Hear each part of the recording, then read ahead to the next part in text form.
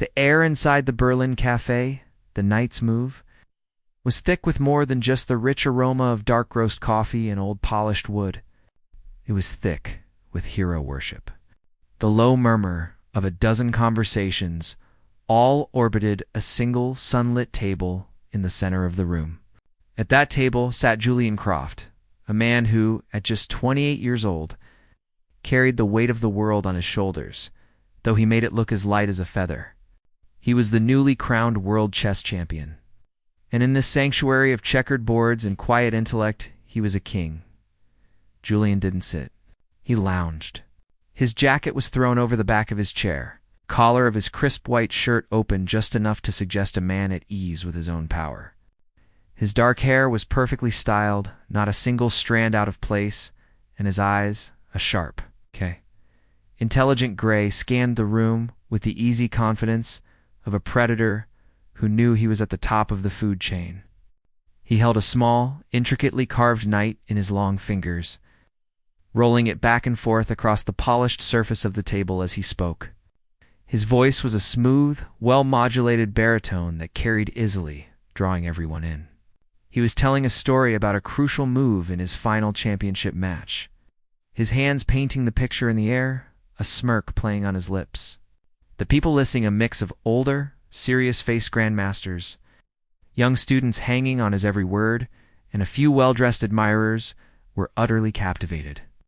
He was not just a chess player. He was a performer. An older man with a silver beard, himself a respected figure in the chess world, leaned forward. The audacity of it, Julian. To sacrifice your queen like that with only seconds on the clock? We all thought you were lost. Julian laughed, a warm, charming sound that made a young woman at the next table blush. He placed the knight down with a soft click. The board is a conversation, Herr Schmidt. My opponent was speaking in a language I understood perfectly. He was shouting. I merely chose to whisper back. He picked up his espresso cup, his gaze sweeping across the room, not really looking for anything in particular, simply basking in the warm glow of his own fame. He was a master of his domain, and this place, this moment, was his kingdom. He loved the game, of course, but he loved what the game did for him even more. It gave him this, a room full of people hanging on his words, the feeling of being invincible. His eyes drifted past the serious faces of the chess players, past the clinking cups and the quiet hum of the espresso machine. They landed in a quiet corner, tucked away from the main spectacle, like a footnote on a very busy page. There sat a young woman, completely absorbed in a large, worn sketchbook. She was a stark contrast to the energy of the room. While everyone else was angled towards the center, towards him, she was angled towards herself. Her focus was so complete, it was as if she had built an invisible wall around her small table for two. He couldn't see her drawing, only the top of her head. She had a cascade of honey blonde hair pulled back in a loose, messy bun, with a few strands escaping to frame her face. She wasn't dressed to impress anyone. She wore a simple, soft-looking gray sweater. There was a faint smudge of charcoal on her cheek that she seemed completely unaware of. She was beautiful, but in a way that didn't demand attention. It was a quiet beauty, the kind you might only notice if you were truly looking. She seemed to exist in her own peaceful bubble, the noise and energy of the cafe simply a background buzz to her concentration. A friend across from her was talking, but the young woman only offered a soft smile and a nod, her charcoal pencil never ceasing its dance across the page. Julian found himself intrigued. She was an island of stillness in a sea of motion. He watched her for a moment longer. She was probably 20, maybe 21 at most. She was, by all accounts, a simple girl. An art student, most likely. What was she doing in a place like this? Perhaps she just liked the coffee, or the quiet atmosphere that usually permeated the cafe before he arrived and turned it into a circus. A familiar, mischievous impulse began to stir within him. The crowd was wonderful, but they were all chess people. They understood the language, the nuances. It was predictable. He wanted something new, something spontaneous, a new prop for his show. He looked at her simple beauty and her apparent detachment from his world, and an idea began to form. It was a bit cruel, he knew, but he also knew it would be terribly entertaining. He could be charming. He could make it a lovely experience for her, a little story she could tell her friends. He would be the famous, brilliant champion who graciously invited a pretty, unassuming girl to play a game. It was a perfect, self-serving narrative. He leaned back in his chair, crossing his arms. The smirk returned to his face, sharper this time, more deliberate. He cleared his throat, a gesture that instantly silenced all nearby conversations. Every head turned in his direction, anticipating another one of his brilliant anecdotes. He made a show of looking around the room, his eyes finally and deliberately settling on the young woman in the corner. The sudden shift in attention made her look up, her blue eyes wide and slightly startled, like a deer caught in the sudden beam of a flashlight. Her friend giggled and gave her a push under the table. Julian's charming public voice boomed across the quiet room. All this talk of grand strategy and complex theory is giving me a headache. A few people chuckled, playing along. I think it's time we brought a little beauty into this beautiful game. He gestured with an open hand towards the corner table, his gaze fixed on the young woman. Perhaps the lovely lady over there would be so kind as to grant me the honor of a game? A ripple of laughter and knowing smiles went through the crowd. They all understood the joke. It was a bit of harmless fun. The great champion, humoring a normal person, she would probably be too flustered to even move the pieces correctly. It would be a delightful, short-lived piece of theater, he continued, his words smooth as silk, but with an undeniable condescension just beneath the surface. A friendly game, of course, just to show that the world of chess isn't quite as intimidating as it seems. A little demonstration. The unspoken part of his sentence hung in the air. A demonstration of how hopelessly out of her depth she is. Her friend was whispering urgently in her ear, her face alight with excitement and embarrassment. The young woman Anya simply stared back at Julian. She looked from his smiling, confident face to the expectant crowd, and then to the large, empty demonstration board beside his table. Her expression was a mix of surprise, hesitation, and something else. Something unreadable. She seemed to be measuring the situation not as a fan would, but as an artist might. Considering the lines and composition of a strange new scene, Julian watched her, enjoying her discomfort. He raised his eyebrows in a playful question. "Well, what do you say?" For a long moment, she said nothing. The room held its breath, waiting for her to blush, to stammer an excuse, to politely decline. But she didn't. Slowly, deliberately, she closed her sketchbook. The soft thud of the heavy cover clicking shut sounded unnaturally loud in the silent room. She placed her charcoal pencil neatly inside the loop on its side. Then she looked her friend in the eye, gave a small, almost imperceptible nod, and stood up. She began to walk towards him, her steps slow and measured. The crowd parted for her as if she were royalty. The smirk on Julian's face widened. This was perfect. The pretty girl, taking the bait. He was already composing the witty lines he would say as he effortlessly dismantled her position in front of everyone. But as she got closer, he noticed something strange. There was no sign of nervousness in her, no flustered giggle, no averted gaze. She simply walked, her back straight, her blue eyes clear and calm. She wasn't a blushing fan approaching an idol. She looked like she was simply approaching a table. She stopped on the other side of the demo board, her hands resting lightly on its worn wooden edge, and met his gaze directly. The performance, Julian suddenly realized, had just begun. But it was becoming unclear who was the performer and who was the audience. The crowd in the night's move was leaning in, her faces lit with a mixture of amusement and anticipation. It was the perfect setup, a little piece of theater directed by the master himself, Julian Croft. He flourished his hand towards the demonstration board, a grand gesture that said, "After you?" His eyes sparkled with the light of a man who knew he was about to be thoroughly entertaining. Anya walked to the other side of the board, her movements graceful and unhurried. She placed her sketchbook in a small worn leather bag on a vacant chair and stood facing him. She didn't look at the crowd, didn't seem to notice their eager, prying eyes. Her focus was entirely on the board and on him. Julian beamed. This was exactly what he wanted. Ladies first, he said, his voice dripping with his trademark charm. He was, of course, being disingenuous. In chess, the player with the white pieces always moves first. By offering her the choice, he was making a show of chivalry, while subtly reinforcing his control of the situation.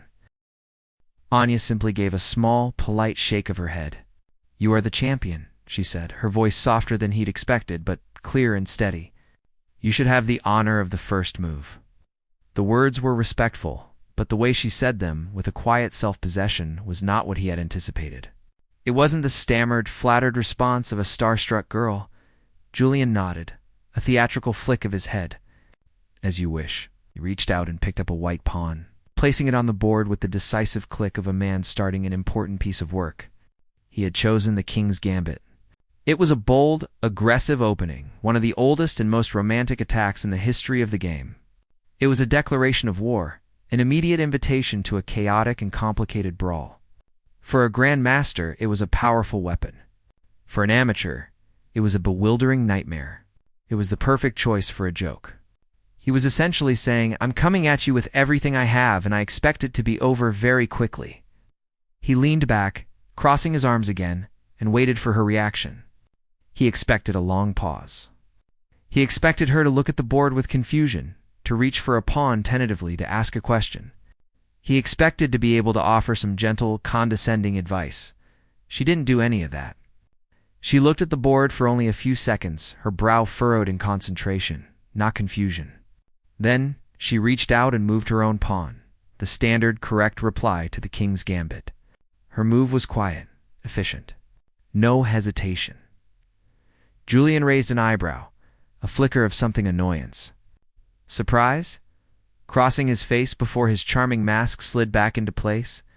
He made his next move, again with lightning speed. He was playing from memory, playing patterns. This wasn't a game yet. It was a lecture. He was showing the room and her how it was done. "It's a beautiful opening, isn't it?" he said to the crowd, his voice carrying. "It says, I am not afraid to risk everything for the attack." A very romantic approach. A few of the older Grand Masters in the room nodded sagely, but their eyes were on Anya, not Julian. They were waiting for her to crack, but she didn't. With each of his rapid-fire moves, she responded with a calm, deliberate pause. She would study the board for a moment, her head slightly tilted, as if listening to it, and then she would make her move. Every single one of her moves was correct. Not just legal, but correct. They were the textbook responses, the moves a computer would suggest. It was like watching a student perfectly reciting a poem they had memorized. It was impressive in its way, but it lacked soul. It lacked creativity. It lacked art. Julian found himself feeling a little irritated. She was playing too well for a complete amateur, but she was playing like a machine. It was boring. Where was the flustered mistake? Where was the funny blunder he could gently correct? He decided to speed things up. He played his fifth move, a knight development, and then immediately leaned forward and tapped a small digital clock at the side of the board, starting it. The little red numbers began to count down from 10 minutes for each player. "Let's add a little pressure," he said with a wink. The crowd chuckled. Anya looked at the clock for a moment, then back at the board. She made her move. Still textbook. Still perfect. For the next 10 moves, the pattern continued. Julian would launch a piece forward with a confident, almost arrogant flick of his wrist, and the crowd would murmur. Anya would stand quietly, her hands clasped loosely behind her back, her focus absolute. She would respond, her move always simple, always solid. She was building a fortress, brick by boring brick. Julian was trying to build a magnificent, glittering palace, and she was just making sure the foundation wouldn't crack.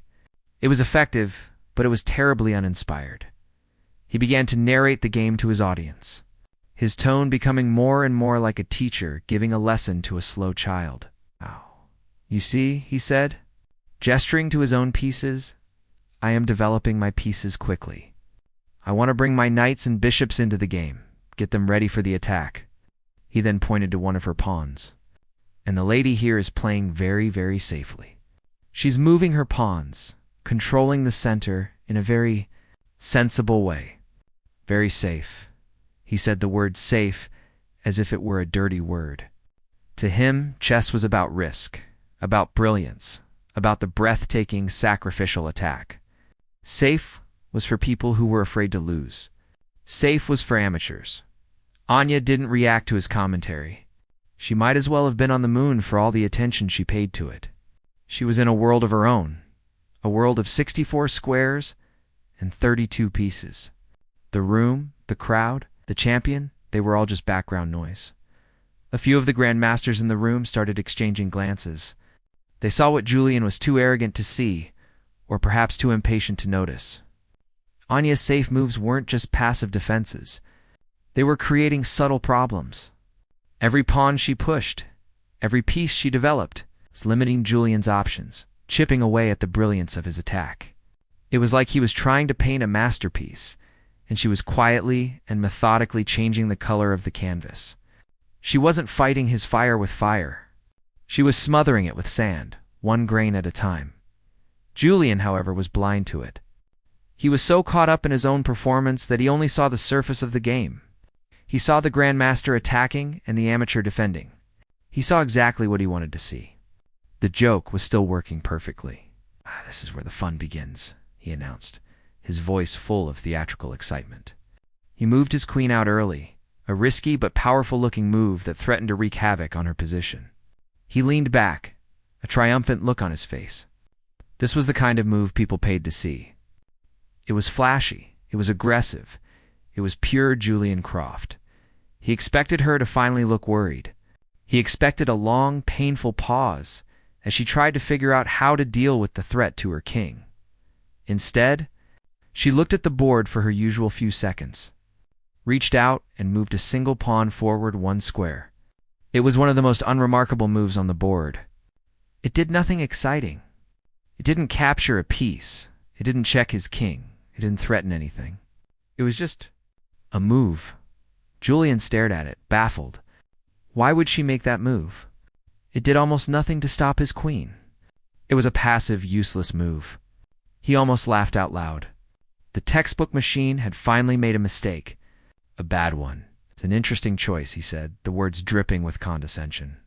A very cautious choice. He was about to point out the error of her ways, to explain to her and the rapt audience why she had just handed him the game. He looked up from the board to deliver his brilliant analysis, to finally land the punchline of his joke. But when he looked at Anya, the words died in his throat. Her expression was different. It was no longer just calm and focused. There was something new in her blue eyes. It wasn't fear or confusion. It was a quiet, steady confidence. It was the look of a spider who had just finished weaving her web and was now waiting for the fly to notice the threads. The joke he suddenly felt with a cold knot in his stomach might not be going the way he had planned. The machine hadn't made a mistake. It had made a trap. And he had just walked right into it. The room, which had been full of chuckles and murmurs, had suddenly become very, very quiet. The silence that fell over the knight's move was not the quiet of a library, but the quiet of a forest just before a storm. It was heavy, waiting. Julian Croft's fingers, which had been so confidently drumming on the table a moment ago, were now still. He was frozen, staring at the board, his eyes darting from Anya's last move, a simple, almost innocent-looking pawn push to his own queen, which now stood exposed and vulnerable in a way he hadn't seen until that very second. The trap was closed. It wasn't a complex, multi-layered snare he might expect from another grandmaster. It was a simple, elegant piece of art, single flaw in his own brilliant design that he had been too arrogant to notice. He tried to tell himself it was a fluke, a lucky guess by an amateur who had stumbled into the right move by chance. But as he replayed the last few moves in his mind, a cold dread began to seep into his bones. Every one of her safe, boring moves had led to this.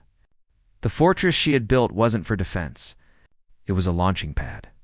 Each brick she had laid had been calculated to push his own pieces into awkward positions, to make his own beautiful attack feel clumsy and suffocated. She hadn't been reacting to his game. She had been directing it.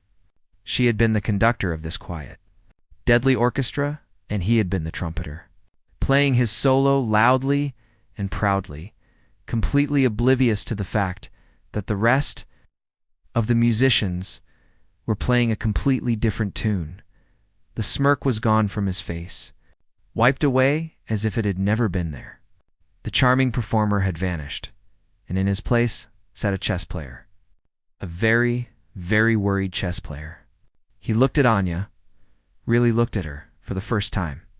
He saw the charcoal smudge on her cheek, the messy bun, the simple gray sweater. None of it seemed simple anymore. It was a disguise, a uniform for a different kind of warrior. Her expression was unchanged, placid, focused, calm. But he now understood it for what it was. It wasn't the calm of ignorance. It was the calm of absolute control. She wasn't thinking about what to do next. She already knew. She was just waiting for him to realize it.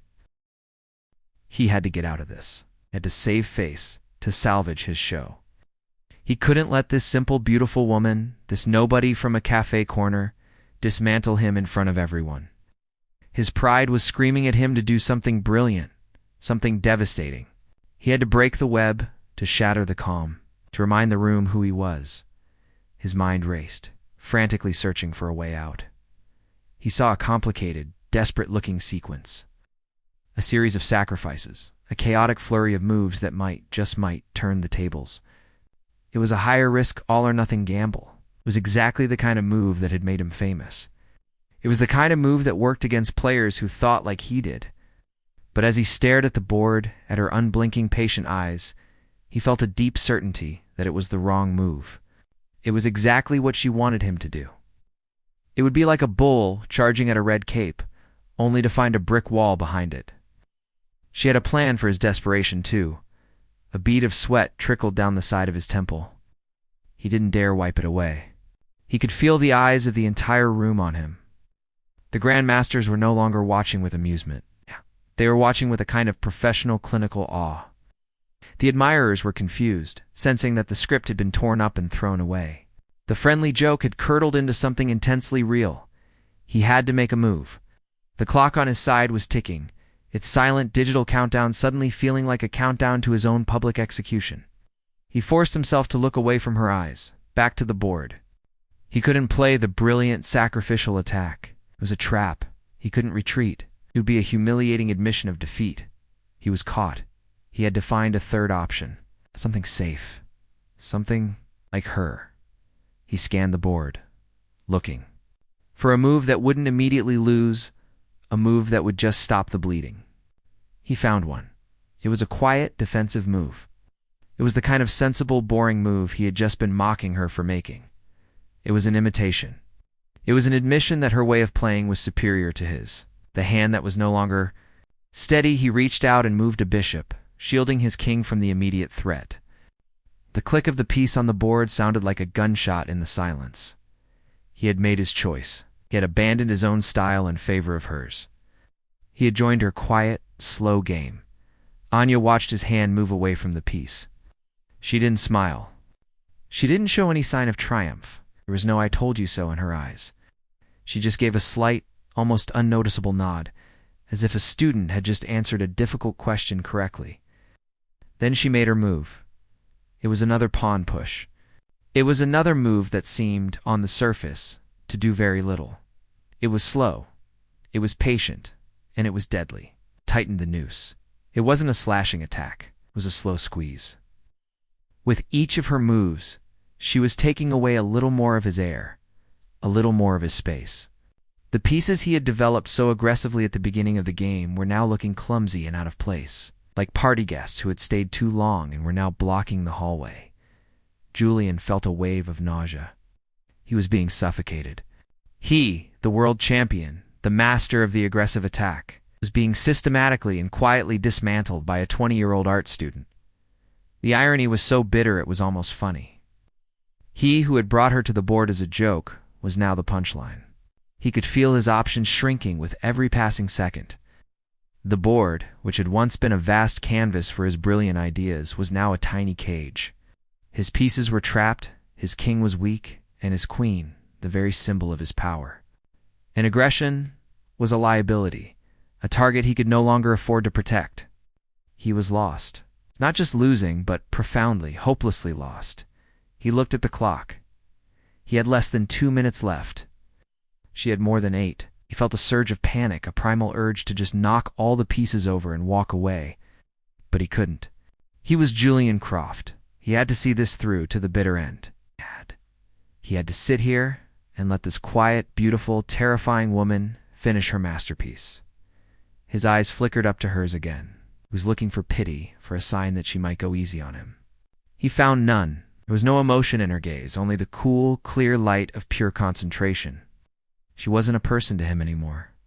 She was the game itself. She was the logic, the truth, the inevitable outcome. She was the consequence of his own arrogance. The silence in the room was absolute. No one moved. No one spoke. The waiter stood frozen by the kitchen door. The espresso machine hissed, but no one seemed to hear it. Everyone was holding their breath, watching the slow, methodical destruction of a king. The joke was long over. This was something else entirely. It was a revelation. What happened next, they all knew, would silence the room forever. The world outside the cafe had ceased to exist. It was only the room, the board, and the two people standing across from each other. The silence was no longer just quiet. It was a presence, a thick, heavy blanket that smothered all other sounds. Julian felt the weight of it pressing down on his shoulders. He could feel the collective stare of every person in the room, but it was Anya's calm, unwavering gaze that truly unnerved him. It was like looking into a deep, still well. You couldn't see the bottom, and you had a sinking feeling that if you fell in, would never be found. He was lost, but his pride, the very thing that had led him into this mess, refused to let him admit it. Not yet. He had to do something. He had to make a move that was worthy of him, a move that reminded everyone, including himself, that he was the world chess champion. He couldn't go down playing her quiet, suffocating game. He had to force the issue. He had to set off a firecracker in her perfectly arranged library of a game. His mind, a whirlwind of panic and frustration, finally latched onto an idea.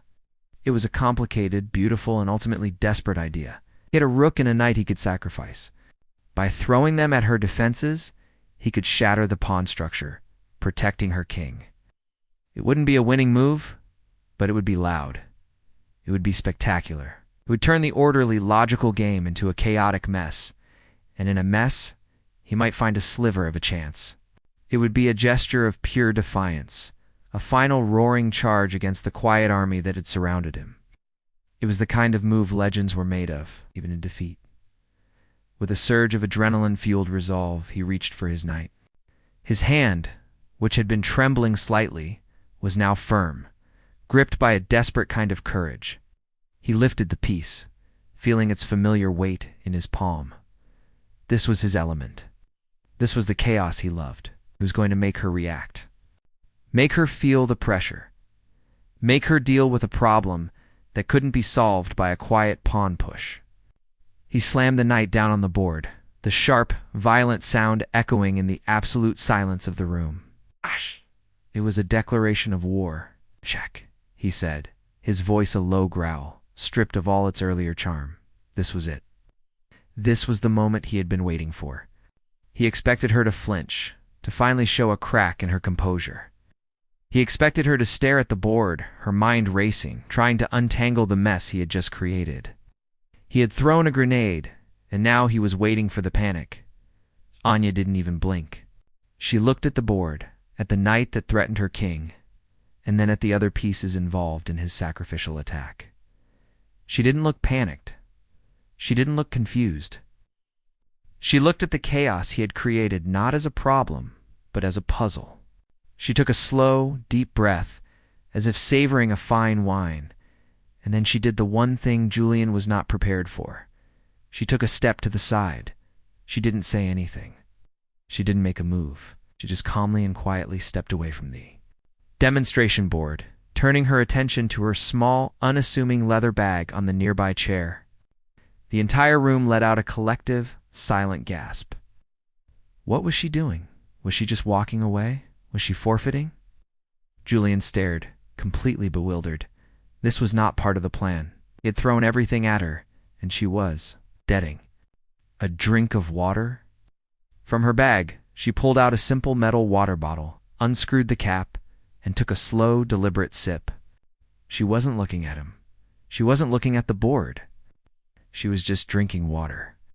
It was the most calmly insulting thing he had ever seen. It was then, as he stood there watching her drink, that the gravity of his situation truly hit him. He had launched a desperate all-or-nothing attack, and it hadn't even disturbed her. It was like a toddler throwing a tantrum, and the parent was simply waiting for it to pass so they could continue their conversation. His brilliant, game-changing sacrifice was, to her, a minor inconvenience. She screwed the cap back on the bottle, placed it back in her bag, and stepped back to the board. She looked at the position for a few more seconds, her eyes tracing the lines of force, the pathways of attack and defense. Then, with the same quiet grace she had shown all game, she reached out and moved her king. It wasn't a capture. It wasn't a counterattack. It was a single, simple step to the side. Dodge. She had simply stepped out of the path of his charging knight, and in doing so, she had completely defanged his entire attack. The check was gone. The threat was neutralized, and his knight and rook, which he had so gloriously sacrificed, were now simply dead, useless, trapped. He had thrown his best punch. Oh.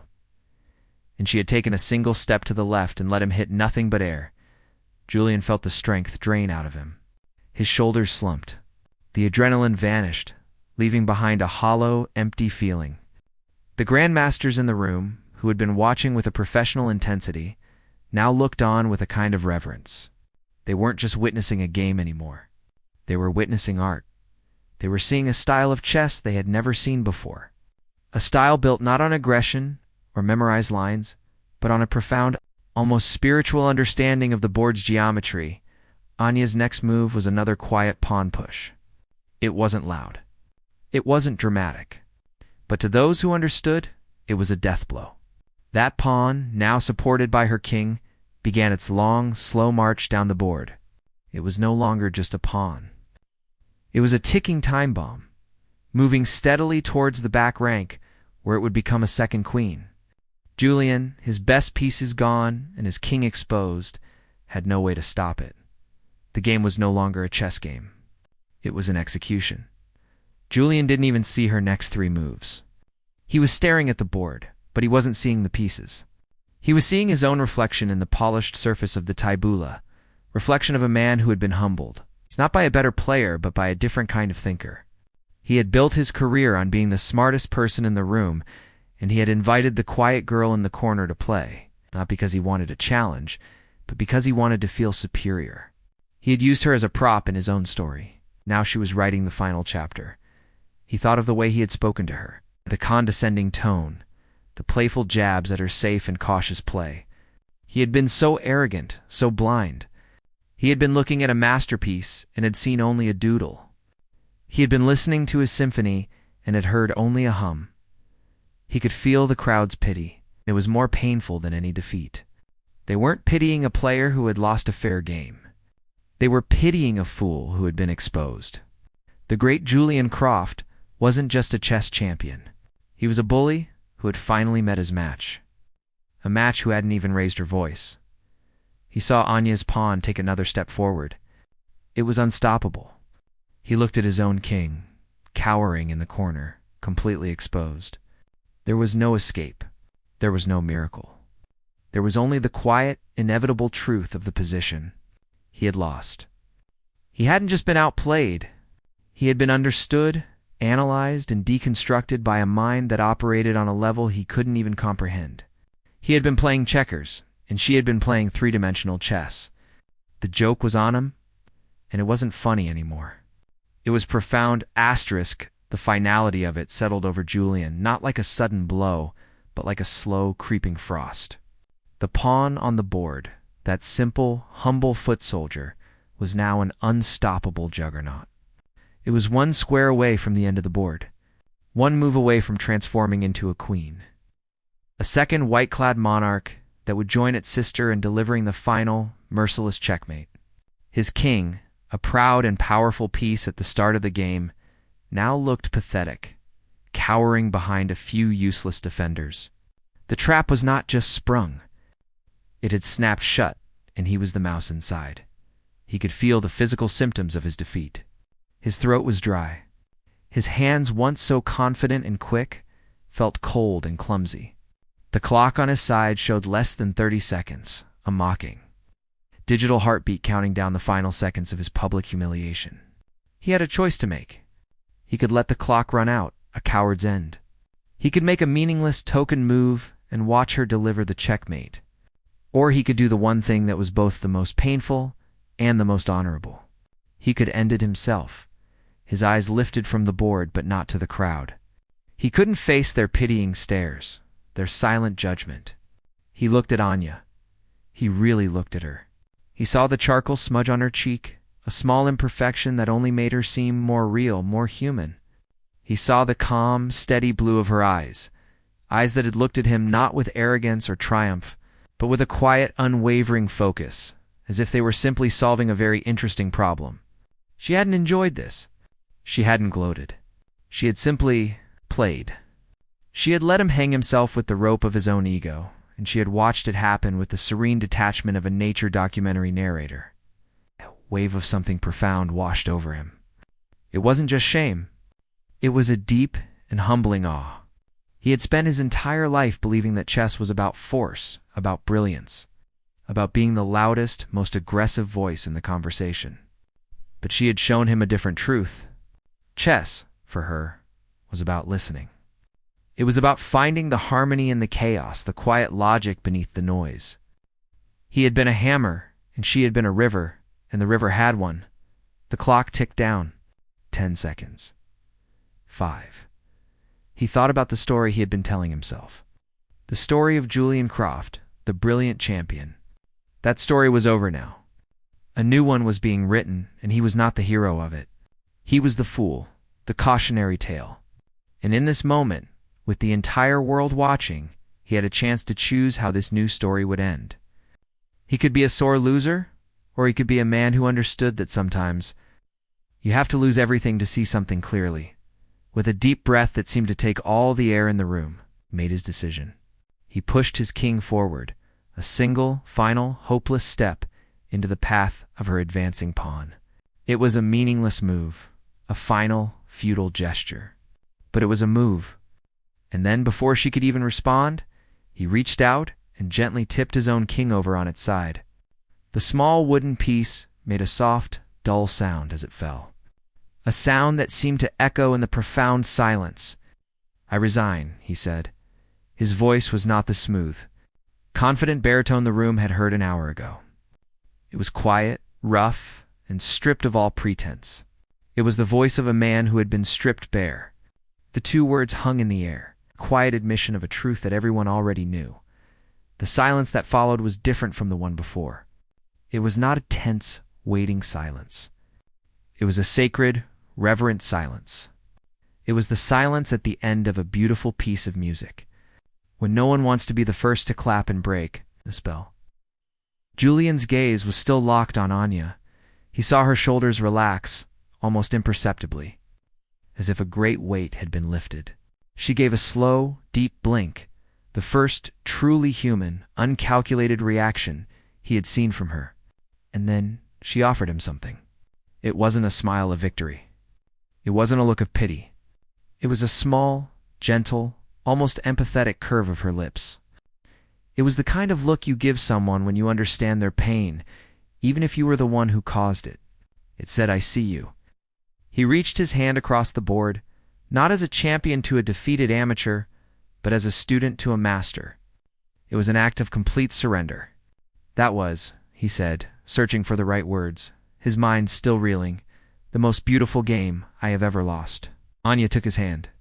Her grip was firm, but not aggressive. It was a simple, honest connection.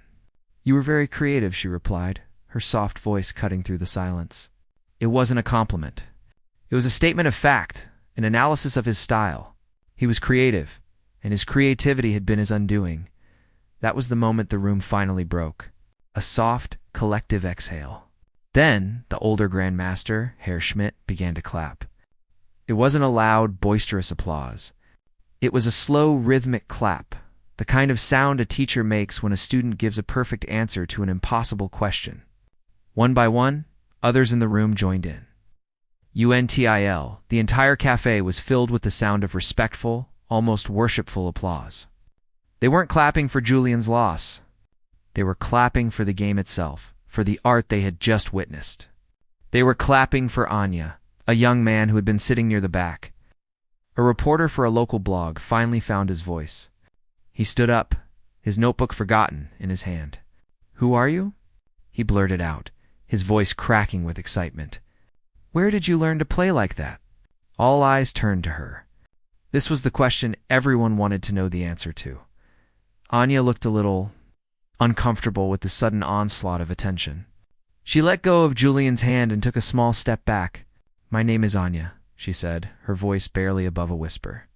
"And my grandfather taught me." "Your grandfather?" The reporter pressed. "Is he a master? A grandmaster we don't know?" She shook her head. "No, he was an academic. A historian of ancient mathematics. He loved chess, but he hated the world of competitive chess. He said it was too loud, too much about ego and not enough about truth." She looked down at the board, at the pieces still frozen in the final position. "He never taught me openings or theory. He said to memorize other people's games was to learn how to imitate, not how to think. He would just set up positions. Not just from chess games, but from nature. He would show me the way a tree's branches spread out, the way a river found its path around a stone. He told me to see the board not as a battlefield, but as a landscape. He said every piece had a nature, a character. The knight was the explorer, the bishop was the priest, the rook was the fortress, the pawn was the promise. He taught me not to force moves, but to listen to the board, to understand its geometry and its flow. He told me that the best move was often the quietest one, the one that felt the most natural." The room was utterly captivated. They were hearing the description of a completely alien philosophy of the game. "So you've never played in a tournament?" someone else asked. "No," she said simply. "We only ever played each other. He passed away last year. This is the first game I've played since." She looked at Julian, a flicker of sadness in her eyes. "I miss our games." And in that moment, Julian understood everything. Her quietness, her unemotional focus, her sublime understanding of the board wasn't a strategy. It was a memorial. Every move she made was a conversation with her grandfather, a continuation of the lessons he had taught her. She wasn't trying to beat him. She was simply trying to play the game the only way she knew how, with honesty and respect. He had brought her here to be a joke, a prop for his ego. Instead, she had turned the board into a tribute, and in doing so, had taught him more about the game he loved than he had learned in a lifetime of competition. The silence that fell then was the deepest yet. A room full of people realizing they had not just witnessed a game, but had shared in a story of love and legacy. The applause had died down, but the energy in the night's move had changed completely. It was no longer a room buzzing with the excitement of a celebrity sighting. It was a quiet, almost sacred space, like a museum after the crowds have gone home, leaving only the profound weight of the art on the walls. The story of her grandfather, a man who had seen chess not as a sport, but as a form of truth, had altered the very air they were breathing. The game on the board was no longer just a victory. It was a conversation with a ghost. Julian stood frozen, his hand still tingling from where she had shaken it. He felt like a man who had spent his life studying the color red and had just been shown the entire rainbow. His entire worldview, the very foundation of his identity as a chess player, had been built on the idea of force, of brilliance, of being the one who imposed his will upon the board. But her grandfather's words echoed in his mind. The best move was often the quietest one. It's the one that felt the most natural. She hadn't imposed anything. She had listened. She had understood. And in her understanding, she had been more powerful than any attack he could ever launch. He looked at the faces in the crowd. The grandmasters were staring at the board with an almost religious reverence, as if they were analyzing an ancient, newly discovered text. The The reporter was frantically scribbling in his notebook, trying to capture the poetry of what had just happened. His admirers, the ones who had come to see a show, now looked humbled and thoughtful. He had brought them a performance, and she had given them a lesson. Slowly, almost unconsciously, Julian began to circle the table. He didn't look at Anya. He couldn't. He looked at the board from her perspective, trying to see what she had seen. He traced the path of her humble pawns, the ones he had mocked as boring and safe. He saw now that they weren't a wall. They were a river, flowing around his pieces, cutting off his lines of attack, slowly but inexorably drowning his position. He saw the quiet geometry of her final moves, the simple pawn push that had unraveled his entire world. It was beautiful. It was terrifying. It was the most honest game of chess he had ever witnessed. He stopped walking and stood opposite her again. The room was watching him, waiting for what he would do next. He had two choices. He could be the sore loser, the embarrassed champion who would now retreat and nurse his wounded ego in private. Or he could be something more. He could be the man who understood that when you encounter a teacher, the only appropriate response is to learn. He took a deep breath, the air feeling different in his lungs. It felt cleaner. He met Anya's calm gaze, and for the first time, he didn't see a symbol of his own arrogance or a mysterious genius. He just saw a person, a young woman who was clearly missing the person she had shared this beautiful game with. He saw the sadness in her eyes when she mentioned her grandfather. He saw that for her, this victory wasn't a triumph. It was a bittersweet reminder of a profound loss. "Anya," he said, his voice quiet but clear, carrying through the silent room. "I have a proposition for you." He saw a flicker of uncertainty in her eyes. She probably expected him to challenge her to a rematch, to try and reclaim his pride. "I don't want to play you for a title or for a trophy," he continued, choosing his words with a care he had never used before. "That would be missing the point. What I would like to ask is if you would allow me to be your student." A collective silent gasp swept through the room. The world chess champion, asking to be the student of an unknown amateur. It was unheard of. It was unthinkable. It was, in the eyes of everyone watching, the most respectful and humbling thing he could possibly do. Anya looked truly stunned. Her mouth opened slightly, but no words came out. She looked from Julian's earnest, humbled face to the expectant crowd, and then back again. "But I don't teach," she stammered. "I don't know anything about modern theory. I just play the way my grandfather showed me." "That is exactly why I want to learn," Julian said, taking a small step closer. "I have spent my life learning how to shout. You have learned how to whisper. I think it's time I learned to listen." He gestured to the board. "Your grandfather saw the game for what it truly is. Not a battle, but a dialogue. I want to learn that language. I don't want to learn how to beat you. I want to learn how to see the board the way you do." The sincerity in his voice was undeniable. This was not a trick. This was not a performance. This was a man who had been broken and was now trying to piece himself back together in a new, more honest way. A small, genuine smile finally broke through Anya's composure. It was a beautiful, radiant smile that transformed her whole face. "My grandfather would have found that very funny," she said, a soft laugh escaping her lips. "The loudest player in the world, wanting to learn how to be quiet. He sounds like a very wise man," Julian said, returning her smile with one of his own. It was a different smile than his usual charming smirk. It was real. He turned to the Grandmaster, Herr Schmidt, who was watching the exchange with tears in his eyes. "Herr Schmidt, would you be willing to act as our witness? To make sure I actually do my homework?" The old man nodded vigorously, a wide, proud grin spreading across his face. The story, of course, did not stay in that room. The reporter's blog post went viral that night. Not with the headline champion humiliated, but with a game for a grandfather. It was a story not about a chess match, but about legacy, about humility, and about finding beauty in the quietest of places. The chess world was set abuzz. Grandmasters analyzed the game, not to find Julian's mistakes, but to understand Anya's genius, the logic they had never seen before. Anya did not become a professional player. She never sought fame or fortune. But she did start a small, quiet chess club in a community center.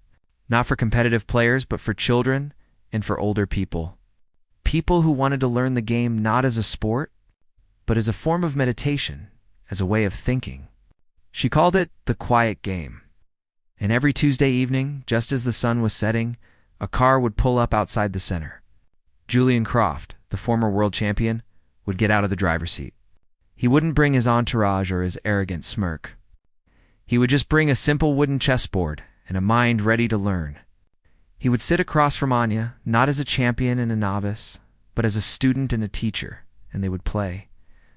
They wouldn't keep score. They wouldn't use clocks.